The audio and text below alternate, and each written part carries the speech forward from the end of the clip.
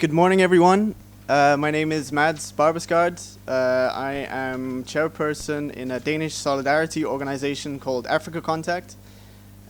Just briefly, by way of introduction, we've worked for many years together with Coastal Links and Mads Fundise in supporting their struggle against privatization here in South Africa. And based on that partnership, for the past 2 years, it's extended to also working together with World Forum of Fisher Peoples. So that's just a bit about Afrika Kontakt as an organization. Many thanks for the invitation to speak here today. But having said that, I'd just like to stress that the report that I'm going to be speaking about and the presentation in itself is very much a result of a collective effort by many people in the room. As you can see on the back of the report, there are different organizations behind it, and obviously a crucial part of this is all of you guys, all of WFFP members. Without your stories, this report wouldn't have been possible. So we really hope from the people behind the report that you, if you don't see it already as your report, that you over time come to see it as your report, because it really is a story of your struggles. Okay, so before I get into the presentation, I don't know if you can see it okay, but I'd just like to draw some inspiration from our friends in La Via Campesina. As you may know, La Via Campesina is kind of the farmers' version of WFFP. So it's an international movement of peasants and smallholder farmers that are fighting for their rights. And this representative, Elizabeth from La Via Campesina, she recently took part in a meeting in Zimbabwe, and at this meeting she said, "We are not here to celebrate, but to know who we are and what we are fighting against. We are here to strengthen our resistance." And so this is really kind of the approach that I'm going to take in this presentation. All right.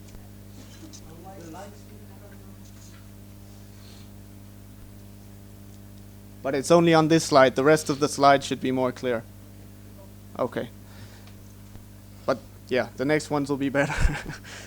But it's really just to clarify the approach that I'm going to take in this presentation. It's not going to be a particular happy presentation with any easy conclusions. And it's rather going to attempt to show how the challenges that each of you face in your different organizations are part of a larger challenge against a political economic system that is continually working against the interests of you and your communities and your members. So in order to struggle against that, it's important to analyze what it is you're fighting against and who it is you're fighting against. And based on that, and that only, will it be possible to make effective strategies in this resistance. So, in all humility, that's what I'll attempt to be speaking about. Now, in the beginning, I'm just going to try and give a bit of a broad context before I get into ocean grabbing. So I'm going to paint the big picture. Now, in the past couple of years, there's come increasing focus on global inequality. And rightly so. This figure is from a report called Global Wealth Report. And it shows that less than 1% of the world's population control 41% of the world's wealth. Less than 1% controlling a bit under half of the world's wealth. Now, obviously, inequality under capitalism is nothing new. But what maybe is new is this extreme level of inequality. And it's inequality between the countries in the north and the south, but it's also inequality within countries in the north and the south. And this is something that has been developing over the past 40 years, really, this insane level of inequality. An academic by the name of David Harvey has done a lot of work on this rising level of inequality. And for many years, he's tried to provide assistance to social movements in fighting against this inequality. And according to him, this level of inequality is precisely because of the way the capitalism has developed since the 1970s. And luckily here, I can refer back to the things that Thomas Kocheri was saying on the video yesterday. This is very much about the things he was discussing on globalization. Because this neoliberal globalization has had a dramatic spread since the 1970s, as I was saying before, across the world. Initially from the West, but in many of the countries that you're from, neoliberalism was brutally imposed by the World Bank and the International Monetary Fund. But so what is this neoliberalism? And these are two quotes from David Harvey. And he explains that neoliberalism is characterized by strong private property rights, free markets, and free trade. So this is kind of the focus for neoliberalism. But once these ideas spread and became implemented across the world, they really led to the situation that Thomas Kocheri explained yesterday. And I hope I'm quoting him correctly. I tried to write down off the video. But so globalization, as he was saying, and I would say neoliberal globalization, means the free movement of capital where the market determines everything. This market has no interest in the basic needs of the people. This market has only one value: profit.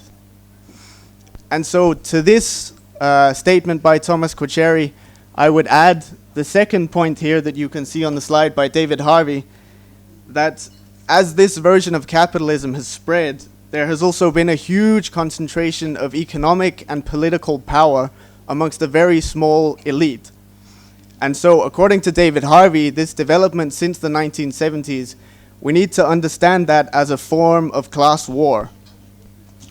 And so, in this light, as David Harvey says here on the slide, neoliberalism, so the development since the 1970s, has either restored class power to ruling elites, mainly in the West, or created conditions for capitalist class formation across the South. So this is really an active attack on us that's been going for the past 40 years. So, who is waging this class war? Now, Andy Johnston explained yesterday that, I don't remember the exact quote, but he was saying how those who have the money have the ability to control. So I think it's handy to look at the people who have the money. The people on this slide are the 12 richest people in the world. Now, I come from Denmark, as I said, and usually when I start talking about class war, people look at me and say I'm a crazy communist or a Marxist or a leftist and I don't know what's going on in the world. But luckily, whenever people say that, I bring out this quote, which is by Warren Buffett. Warren Buffett is the number 4 richest man in the world.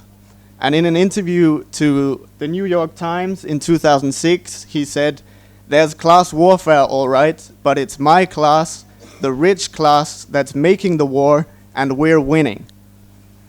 So, if there were ever any doubts as to kind of the developments that's going on, this level of inequality and control is a result of the elite actively pursuing their interests against the rest of us. Okay, so I'm just gonna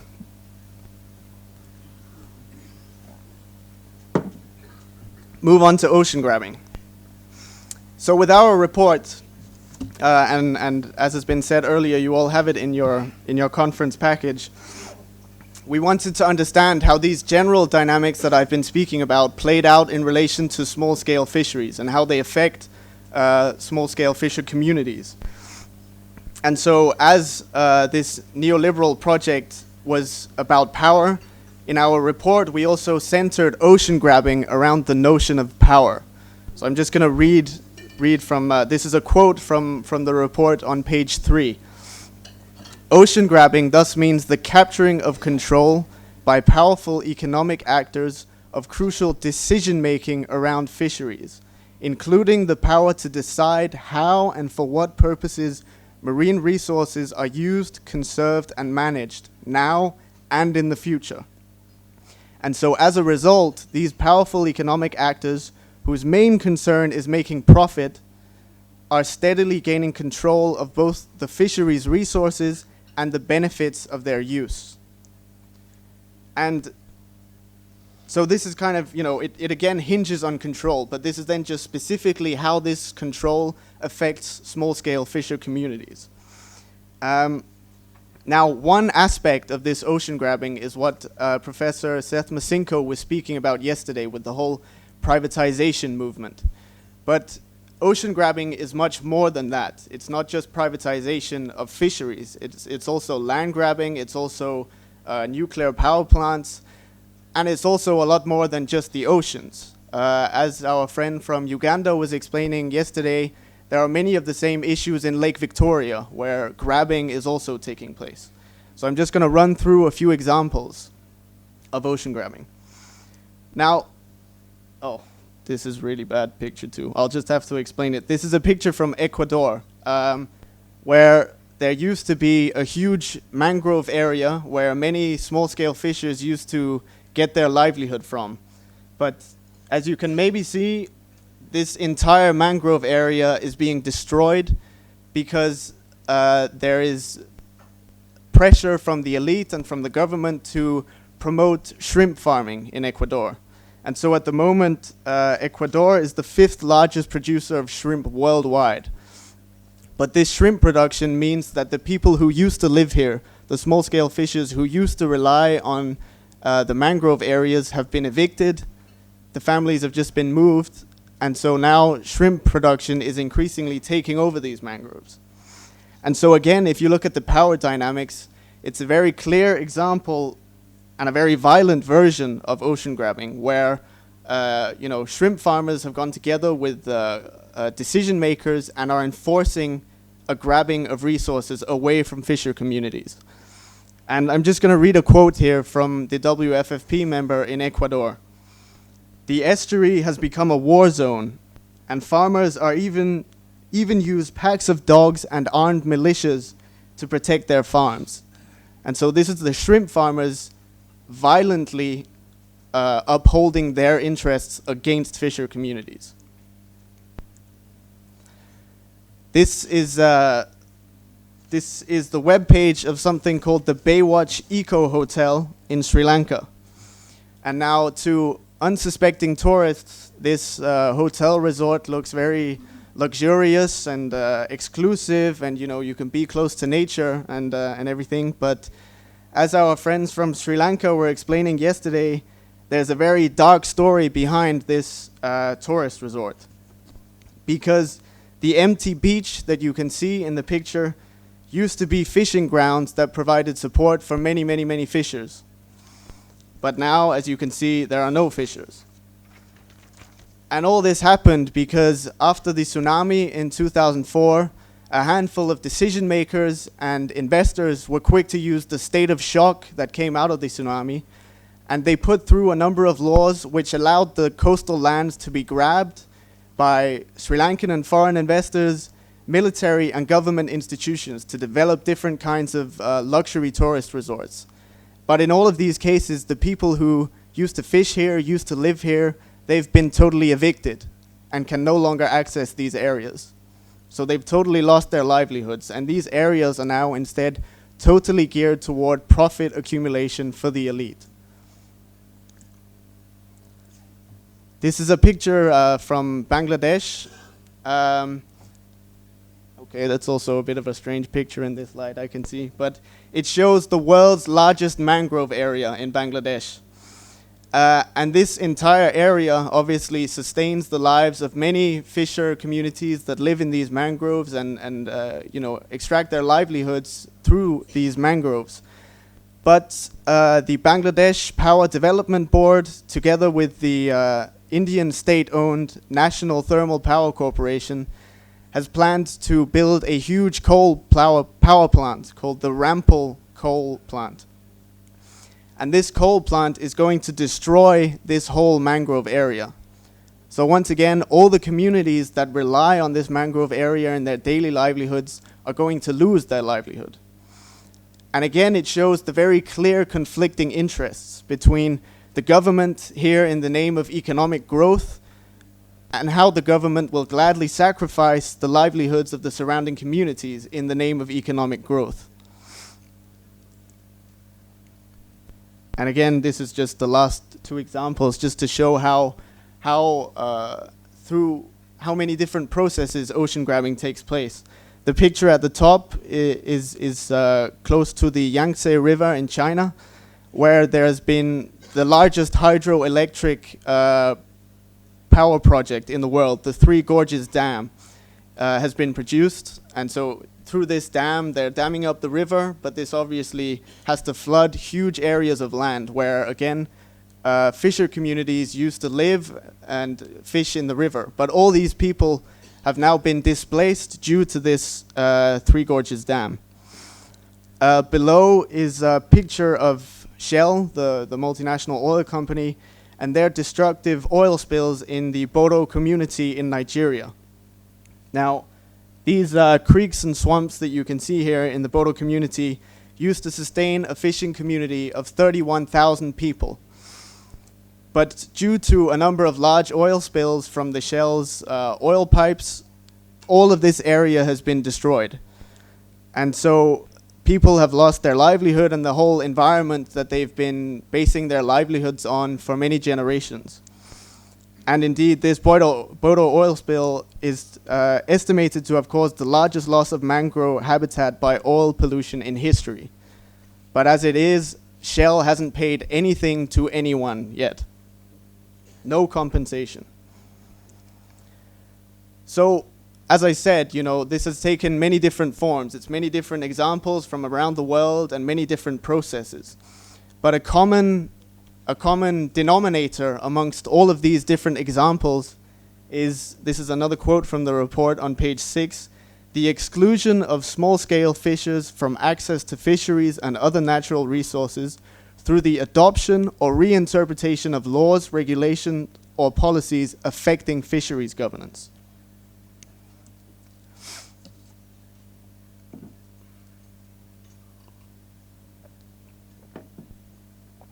Okay, so how does it work? As I mentioned earlier, the central component in this ocean grabbing concept that we're working with is how powerful economic actors have captured decision-making processes. And although these, when ocean grabbing takes place, the effects of them are felt in your communities at the very local level. But it's crucial to understand that although the effects are felt at a local level, there are many processes at international level, regional level, and national level that kind of drive ocean grabbing. And so we get further into this on the report, but this is just a few examples as to these different levels. Sorry, I just have to check the time. I know we have a strict chair. Okay, so starting out at the international level, I'm just going to run through these a bit quickly. But basically, at the very kind of broadest international level, a number of different trade and investment agreements are being negotiated across the world between the EU and the US and many countries in the Asian area, between the EU and African countries. All across the world, different trade and investment agreements are being negotiated. And essentially, these trade and investment agreements create the architecture of the global political economy. But what's crucial to understand about these trade and investment agreements is that basically they're all about strengthening transnational corporations' ability to grab and exploit resources, whereas people's rights are consequently sidelined in these agreements. So the whole kind of architecture in this political economic system that's being built is fundamentally against the interests of all of us. Yeah, and obviously, there are different examples at this international level. I'd just like to highlight international institutions, obviously, are also part of this architecture. the World Trade Organization, but also the World Bank, which Seth was speaking about yesterday, and I'll speak more about it, and the International Monetary Fund. At regional level, there are also a bunch of different institutions and actors that are actively handing over decision-making processes to economic actors. And I'll just take one example here, the African Union. The African Union is in the process of developing a Pan-African fisheries program. However, this Pan-African fisheries program is very heavily influenced by the World Bank. And so as you can imagine, as this Pan-African fisheries program is being developed, the main focus is on privatization. The thing that Seth was speaking about yesterday. The main thing that the African Union is going to advocate is for African states to implement privatization policies, which will have similar consequences to the ones experienced in South Africa. Okay, so moving down to the national level. Here the pattern is similar. I mean, national governments are also letting kind of corporate economic actors have massive influence on national policies. Now, ideally, government's policies should be made on the basis of the wishes and the needs of its own populations.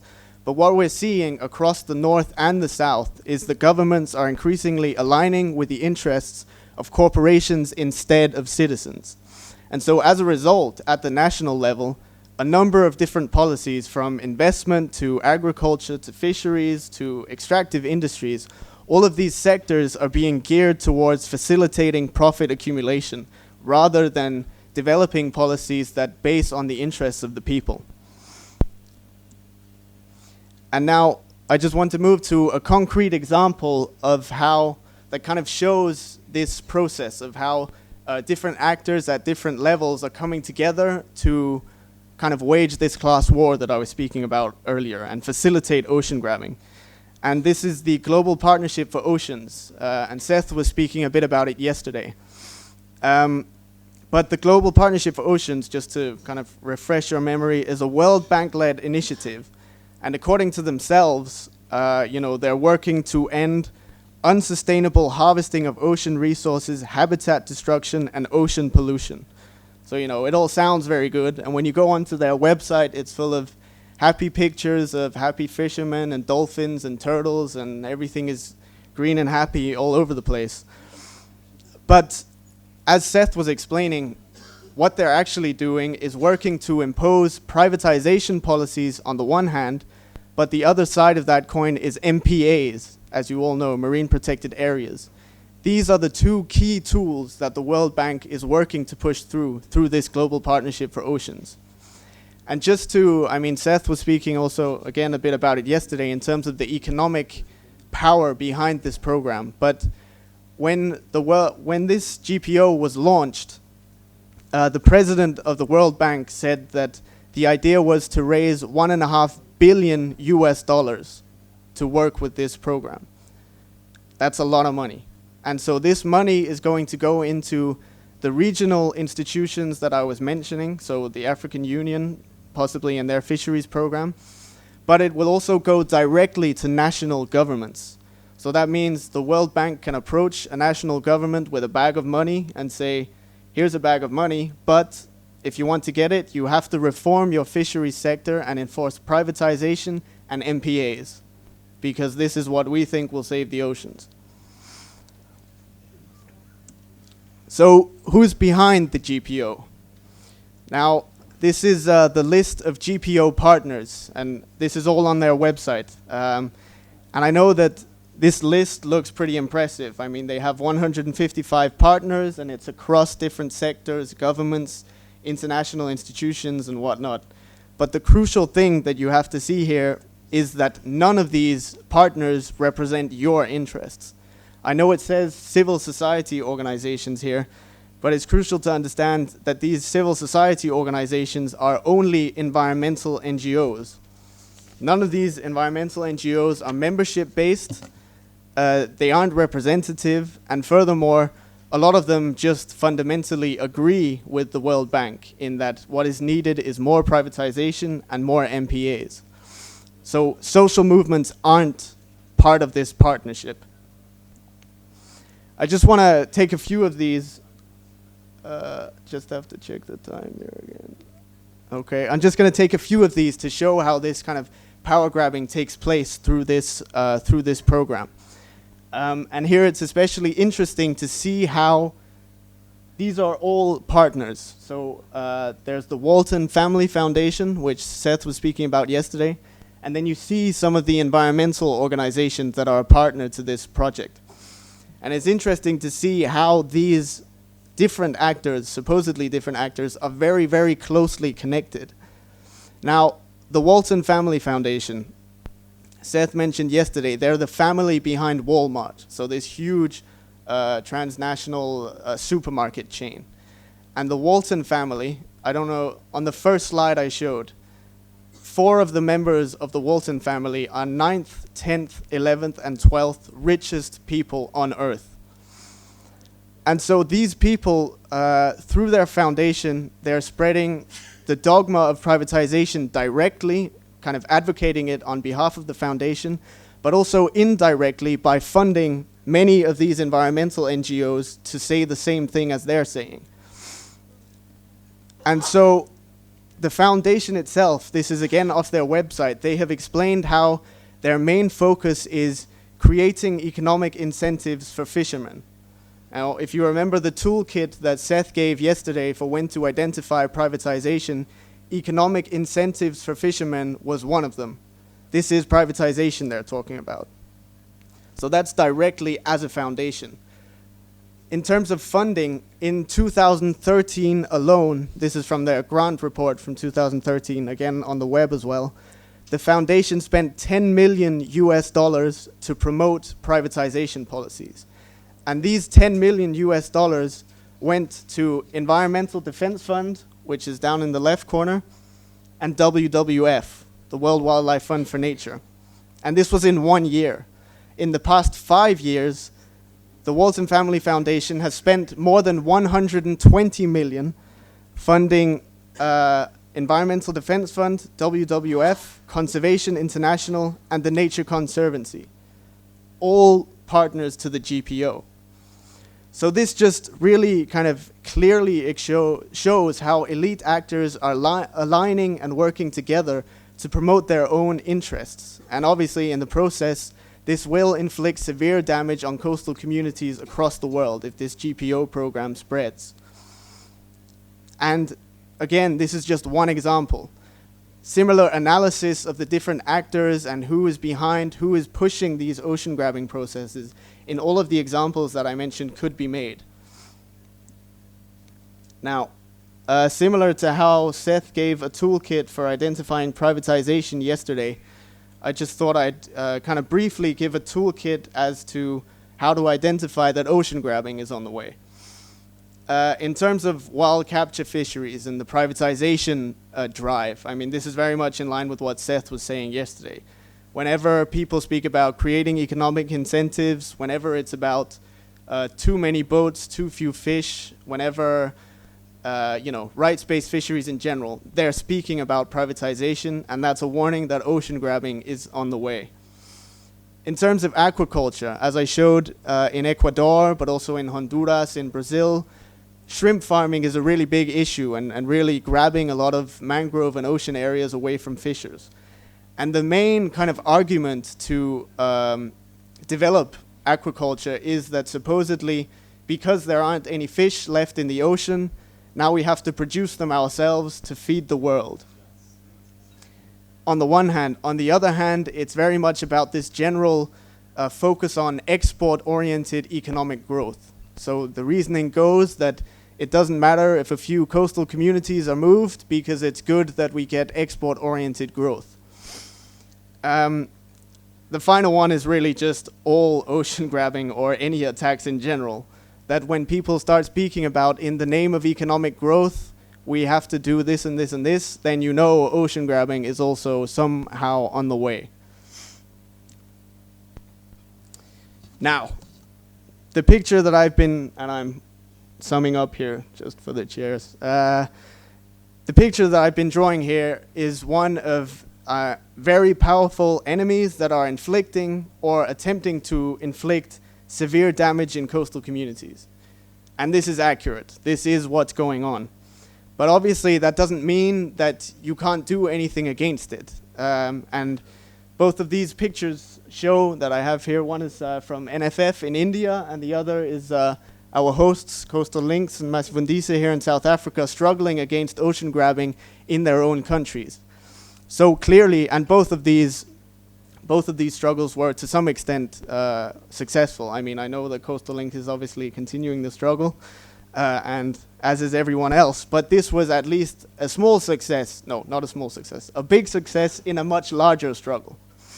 So it does matter. Oh, sorry. What I just want to stress with this presentation, and what we want to stress with the ocean grabbing report, is that in order to be effective in these struggles,